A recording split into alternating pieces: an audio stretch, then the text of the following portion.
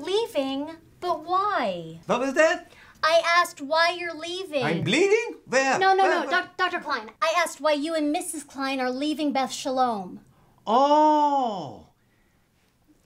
It's the music. It's not very pleasing to the ear. I'm sorry, Rabbi, but music is our favorite part of Shabbos. And did you know that they have a new cantor over at Beth Emanuel? Asher tells me he's got a Grammy. Well, will you at least give me a chance to improve the music before you leave? Thanks for being so understanding, Rabbi. And I certainly will pass along the message. Jay's been the cantor for a year now. And though he hasn't exactly been a hit, I have always stuck by him.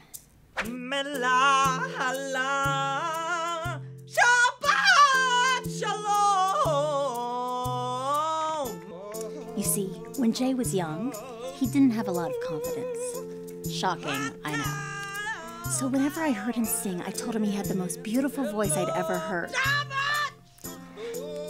Unfortunately, he's believed it ever since.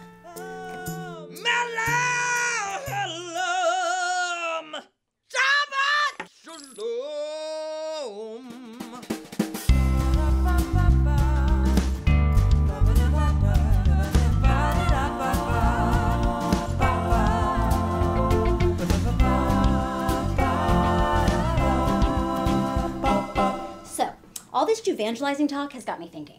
If we want to bring in new members, we should revamp the music. Ah, finally an idea I can get behind. See, I've been wanting to add soulful pop elements to my routine for a while. Think late 90s R. Kelly. Don't worry, it has crossover appeal. Hey, take 5, Pear. Kid, it's super set. I was actually thinking of something a little more daring. We are going to bring back the Beth Shalom Choir.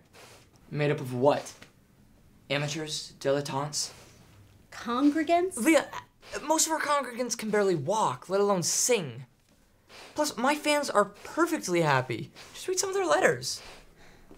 I've been writing Jay anonymous fan mail for years now.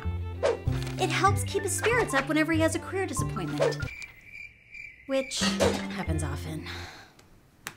I think it's a great idea. I mean, just think about it. What did Elvis and R. Kelly have in common? Did Elvis ever pee on anyone? Not that I know of. Then I have no idea. They were both choir boys. Let's just put our names down the list. Come on.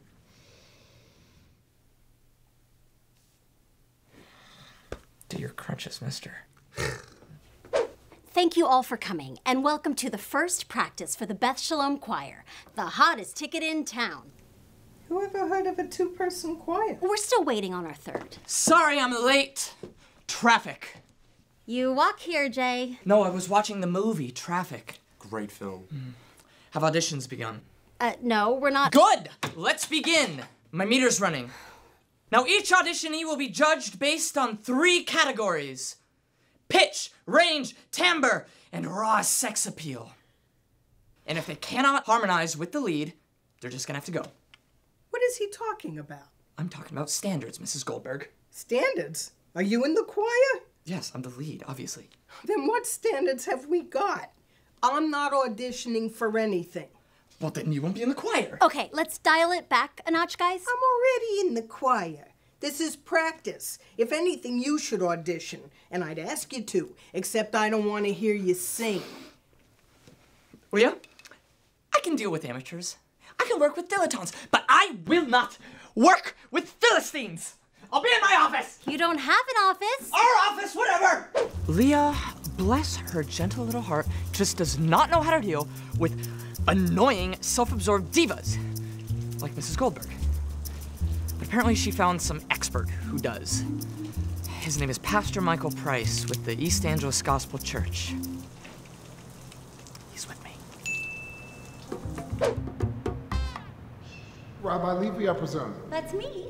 But call me Leah. Oh, Pastor Price, but call me His Excellency. Or Michael, whichever you prefer. I think Michael's fine for now. I'm Jay. Call me the talent. Talent. I believe I can fly. If I just spread my wings, I can fly.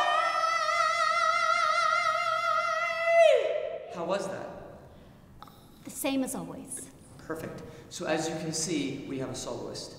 What we need your help with, I think, is keeping loose cannons like Mrs. Goldberg in line. You know, when it comes down to it, I think it's an ego problem. Jay, would you mind if I had a minute alone with the rabbi? Yes, that would be nice. A minute alone? Okay, I hear you. Jay. No, I gotcha. I'm just gonna go for a little stroll, get some fresh air, give some space to you two. A wheelbarrow doesn't need 3 wheels. Oh, just make sure, take care of that Mrs. Goldberg thing while I'm away. So, let's get real. How do you think your cousin sounds? Truthfully. Well, he's terrible. Why are you laughing? I mean, you're right.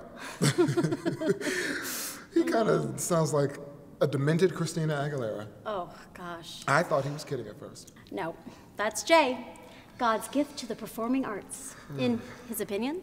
Well, I wonder who gave him that opinion. Okay, so I tell him I love his voice. But what's wrong with little encouragement? In this case, a lot. I mean, he thinks he is some kind of pop star. And it's not that his voice is bad, it's just that he oversings. Look, I know you're right. I just don't know how to tell him. I mentioned once that he sang a few notes out of tune on Shabbos, and I didn't see him for a week. His roommate said he was in his bed crying.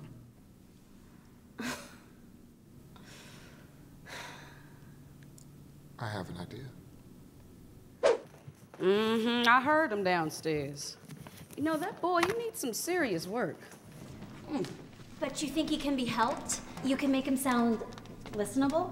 You know, I've had types like him in my choir before. Now, look, I can help him, but only if he's willing to commit. I mean, his voice does carry well. Perhaps we can get it to carry something good. Good enough. So, how do I break it to him? Break what to whom? Oh, no.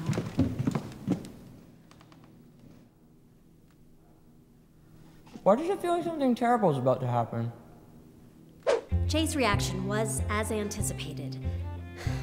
Until I told him about the fan mail. So you mean I have no fans?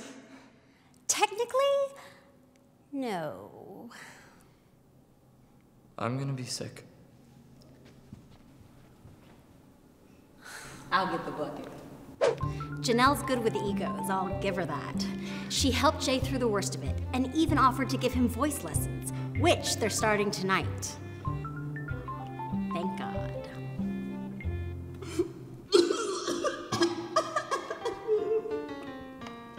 Thank you, by the way. This whole day could have been so much worse without you. Oh, well, I have to thank you, too. For what? For giving me this wonderful voice to listen to once a week. Listen up, Liberace. Anyone can sing a solo.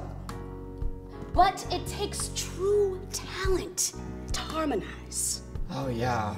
You know, I'm thinking we start off with a little bit of... Shut up. Okay. You're very nice. I'm also starving. There is a nice diner around the corner. You could make it up to me by getting some dinner. Like an interfaith council kind of thing? I was thinking we just keep making fun of your cousin. Guess there's no harm in that. That's where you're wrong, Rabbi. That's where you're wrong.